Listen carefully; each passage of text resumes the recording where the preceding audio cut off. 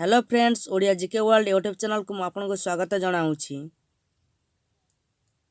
मु आज आपण सामने 5टी प्रश्न पचारि। प्रत्येक प्रश्नर उत्तर पर 5 सेकंड समय दिया जिवो। 5 सेकंड पर आपण माने उत्तरटी जानिबा को पारिबे। प्रश्न 1, पुरी मंदिरर सम्मुखरे थिबा अरुण स्तंभर उच्चता केते?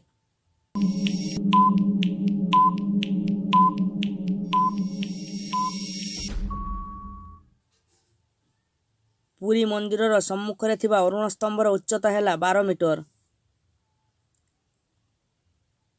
प्रश्न 2, पुरी जगन्नाथ मंदिरर उच्चता केते?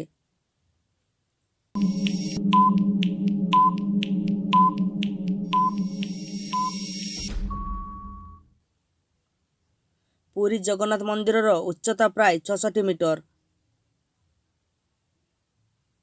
प्रश्न 3, पुरी जगन्नाथ मंदिरर प्राचीर को कौन कहा जाए?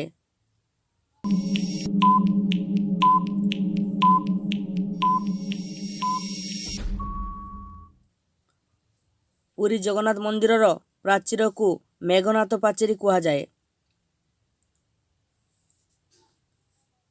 प्रश्न 4, पुरी जगन्नाथ मंदिरर 2टी आकर्षणीय स्थानर ना कौन?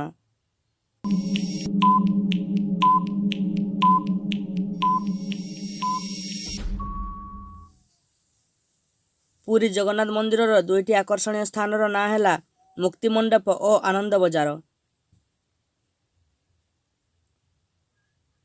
प्रश्न 5,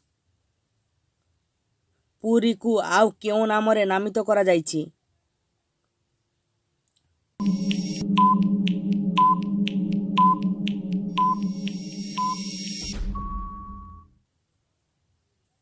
पुरी को श्रीक्षेत्र और शंखक्षेत्र नाम रे नामित करा जाइछि।